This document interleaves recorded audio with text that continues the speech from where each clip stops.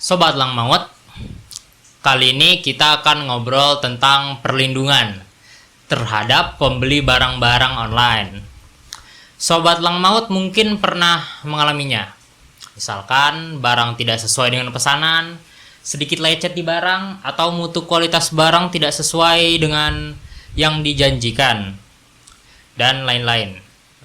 Nah, ketika hal tersebut terjadi, apakah ada perlindungan kepada kita? Langkah hukum apa yang bisa dilakukan? Pak, sesuai dengan permasalahan tadi, apakah ada hukum yang mengaturnya? Lang Maut, pelopor anti kesewenang-wenangan, pengacara bagi diri sendiri.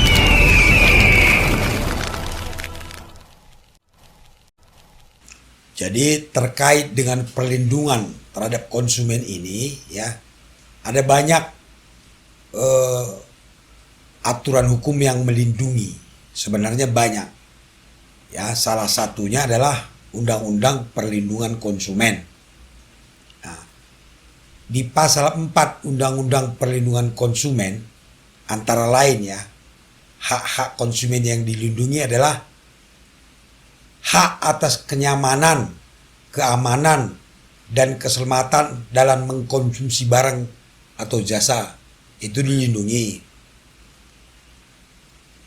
Hak atas informasi yang benar, ya, jelas dan jujur mengenai kondisi dan jaminan barang atau jasa. Nah, kemudian termasuk juga adalah hak untuk mendapatkan kompensasi atau ganti rugi dan penggantian barang apabila barang yang diterima tidak sesuai dengan perjanjian atau tidak sebagaimana mestinya. Jadi semuanya sebenarnya sudah dilindungi oleh Undang-Undang Perlindungan Konsumen, ya. Kemudian terkait dengan permasalahan yang Kevin sampaikan tadi, ya, di pasal 8 ayat 1 huruf F Undang-Undang Perlindungan Konsumen itu melarang pelaku usaha atau penjual tadi, ya, untuk memproduksi dan atau memperdagangkan barang yang tidak sesuai dengan janji yang dinyatakan di dalam label, ya. Di situ kan ada di label itu mutu, kualitas, apa semua kan ditulis tuh. Itu kalau tidak sesuai tidak boleh. Begitu juga di iklannya atau promosi penjualan barang itu.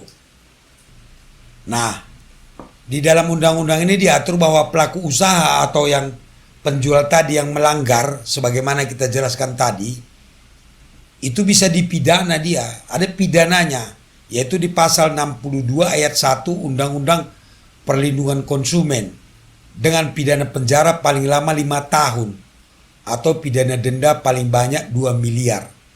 Ya. Jadi di dalam Undang-Undang Perlindungan Konsumen itu ditegaskan bahwa orang-orang atau penjual seperti tadi itu bisa dipidana dia dengan ancaman penjara itu paling lama 5 tahun, dendanya 2 miliar tuh. Ya.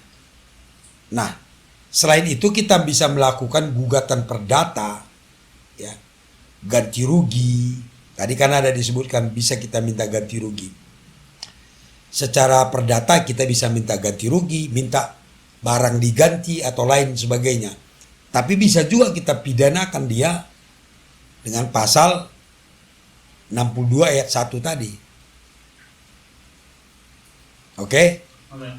Nah, selain itu ada juga undang-undang yang melindungi terhadap konsumen tadi, yaitu di Undang-Undang ITE pasal 28 ayat 1, ya. Bunyinya, ya, setiap orang dengan sengaja dan tanpa hak menyebarkan berita bohong dan menyesatkan yang mengakibatkan kerugian konsumen dalam transaksi elektronik.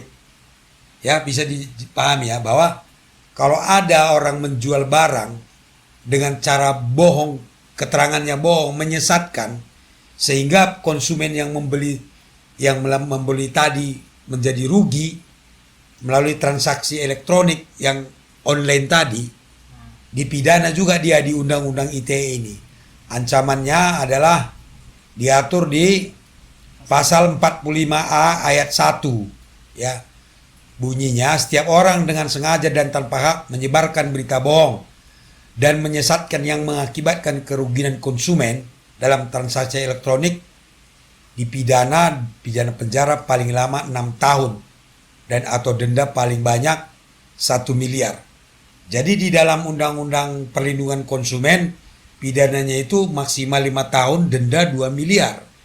Kalau di dalam Undang-Undang ITE ya pidananya itu 6 tahun, dendanya maksimal 1 miliar. Jadi ada 3 cara yang kita bisa lakukan. Satu, dengan gugatan perdata untuk minta ganti rugi. Yang kedua, kita bisa gunakan Undang-Undang Perlindungan Konsumen.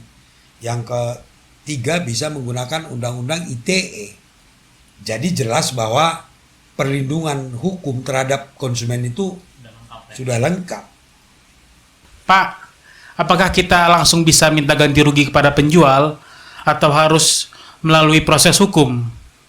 Kemudian, jika kerugian kita hanya 100 atau 200 ribu, apakah akan diproses oleh penegak hukum juga? Ya, ini pertanyaan bagus dan banyak juga orang yang bertanya ya. Sebaik mungkin kita lakukan secara perdamaian, musyawarah ya. Kalau misalnya keberatan kita ditanggapi oleh penjual dengan mengganti kerugian kita atau menukar barangnya misalnya, ya nggak ada masalah. Tadi kan Undang-Undang Konsumen juga mengatakan bahwa kita bisa minta ganti rugi atau kita bisa minta barang ditukar gitu ya. Tidak harus melalui proses hukum. Namun kalau dia ngeyel, nggak mau bertanggung jawab, ya tentunya kita mengambil langkah-langkah hukum seperti tadi. Ya kan? Nah, bagaimana kalau kerugiannya cuma sedikit? Kalau kita patokannya hukum, tidak ada batasan harus rugi sedikit atau banyak. Walaupun kerugian 100 ribu ya hukum harus ditegakkan. Ini tugas negara ya kan. Ya, tugas negara dia. Bukan berarti kalau kerugian kita 100 ribu terus dibiarkan saja. Ya nanti enak sekali lah penipu-penipu itu. Kalau 100 ribu kerugian Agi, lalu yang lain juga rugi berapa ribu orang, kalikan 100 ribu udah berapa miliar, berapa triliun itu. Jadi intinya kalau hukum itu tidak memandang kerugian sedikit atau banyak, harus tetap ditegakkan dia. Sepakat nggak kalian kira-kira? Sepakat. Tapi faktanya kan di Indonesia ini tidak seperti yang diatur di undang-undang kita gitu. Itu bagaimana pendapat Bapak? Jadi menurut Agi undang-undangnya begitu tapi kenyataannya enggak gitu ya. Nah, berarti kan ini tanggung jawab negara. Karena negara memang yang melindungi warga negara ya kan. Karena negara punya kekuasaan dan punya kekuatan. Jadi seharusnya negara tetap turun dia. Seperti kata Bapak biasa ya. Negara itu ada jika hukum berjalan sebagaimana mestinya. Kalau hukum tidak berjalan, negara ada di mana kan begitu. Dari penjelasan Bapak, sebenarnya sudah banyak, bisa bilang lengkap lah aturan yang memberikan perlindungan hukum bagi konsumen yang dirugikan. Nah, tapi masalahnya Pak, penegakan hukum kita masih diragukan masyarakat. Nah, belum lagi seperti cerita-cerita guyonan bahwa kalau hilang kambing, jika melapor malah bisa jadi hilang sapi gitu. Itulah sebenarnya negara harus lebih konsen dalam urusan penegakan hukum. Berapapun kerugian yang dialami masyarakat, mau itu 100 atau 200 ribu, itu harusnya tetap diproses supaya perbuatan serupa tidak dilakukan oleh masyarakat lain. Itu adalah semacam shock terapi. Kemudian jika diproses secara perdata, sebaiknya jangan bertele-tele. Harus segera dan cepat supaya biaya proses hukum tidak membengkak melebihi kerugian. Baiklah Sobat Lang Maut, kita jadi tahu bahwa sebenarnya hukum kita sudah cukup melindungi masyarakat. Hanya saja masalahnya pada penegakan hukum yang masih bertele-tele. Sehingga kepercayaan masyarakat atas penegakan hukum kita masih kurang. Tetap bersama Lang Maut, ngobrol hukum dengan bahasa kampung. Mudah-mudahan menambah wawasan kita. Jangan lupa subscribe, like, dan share. Mujojoah kita kerina.